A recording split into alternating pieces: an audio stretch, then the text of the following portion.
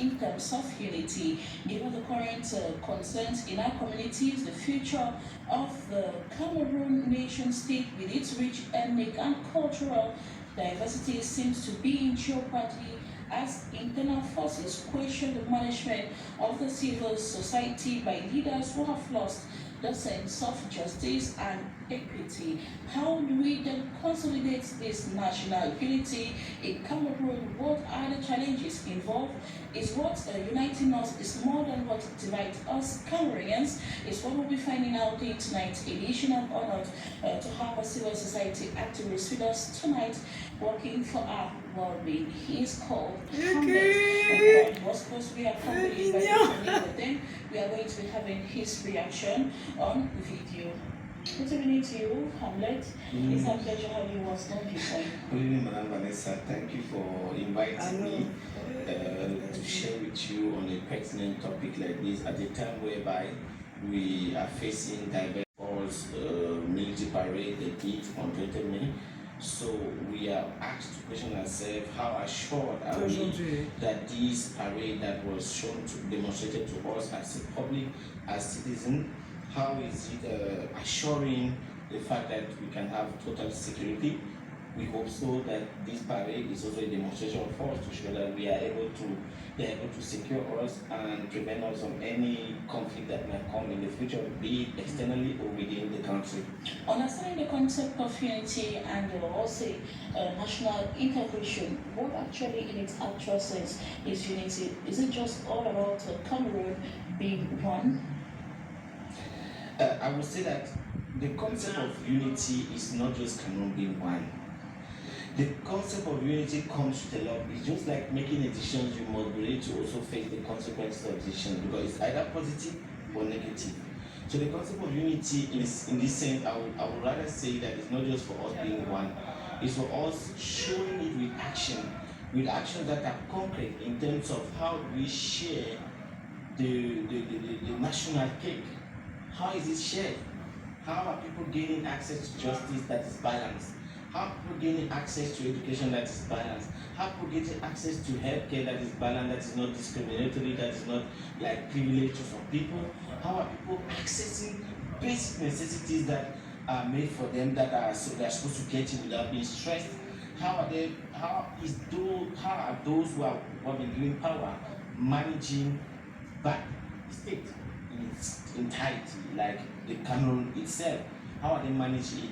So all these things are the things that we are supposed to put in the pot of soup, cook it, and try to make it to be palatable for consumption to ensure that we are ensuring the national unity, so it don't just become the fact of being one. Being one. Yeah. All right. While we go for that to discover the threats to this national integration, let's listen to Dr. Nick Boya, who talks on the importance of unity to a nation, especially a country like Cameroon.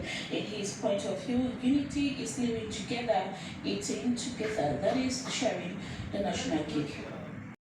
This was a problem in 2016, but despite the multiple talks, we must also admit the different stages of which the government has put some ameliorations and say that things are gradually getting normal. To make change, you don't do it overnight. Make change can take 100 years, change can take a very long period of time, but we must start by like I said, to make sure the process continues to unveil itself.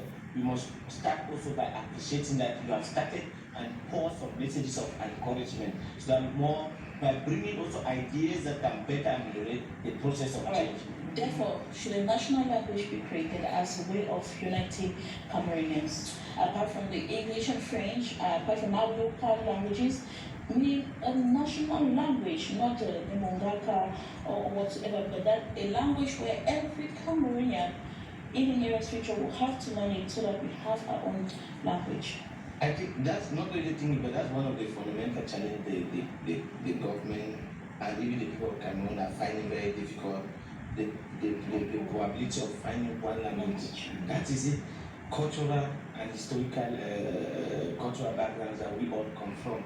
Like, if you ask me, a fond of my village, Bambu, to leave Bambu and come and merge with Douala and forget about Bambu, let us just learn the Douala language, it becomes a problem. That is the same story. We are fighting with them. Giving the figure. attaching the tribes together.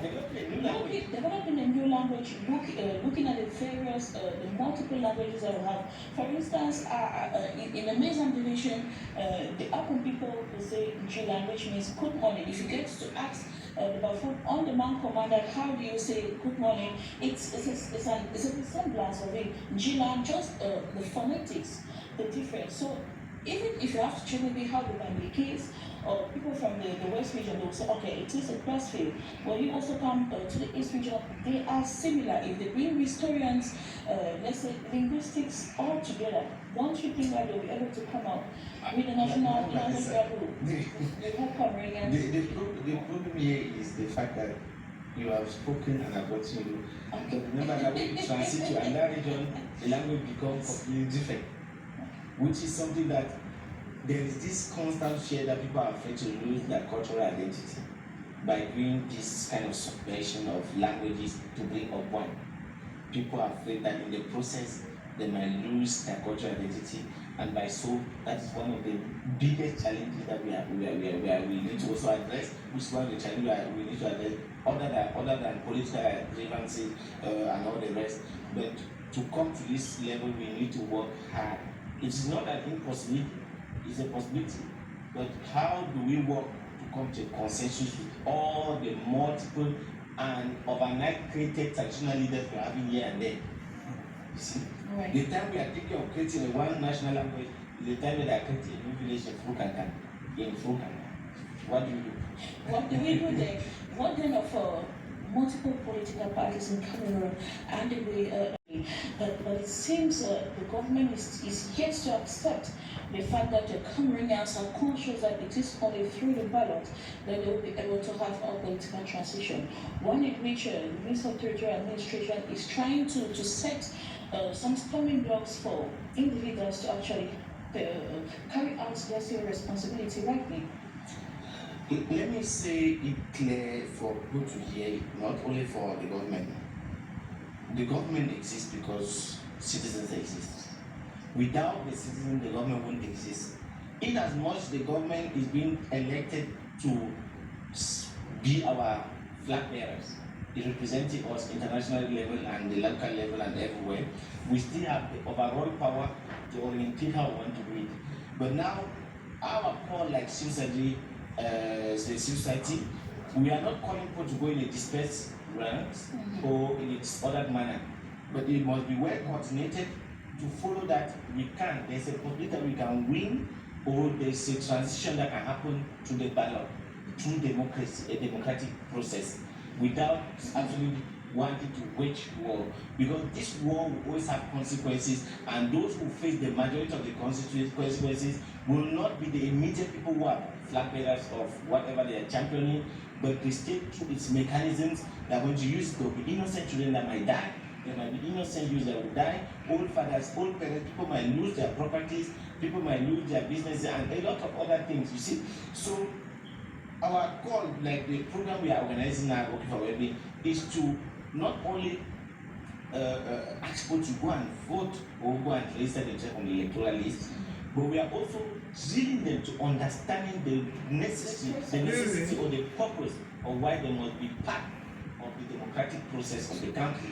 And this is what every society organization that's Cameroon, that's working on democracy, that's working on social change, must also be working on, because we have the government who takes international engagement to respect democratic processes, and we, us as civil society, we have the obligation and the mandate to educate the population on the process of how do you vote, how do you choose your leader, how do you follow up that your vote is transparent, how do you follow up that the result process. It all depends on the Cameroonians to properly mobilize it. So we don't need an external resource to mobilize it.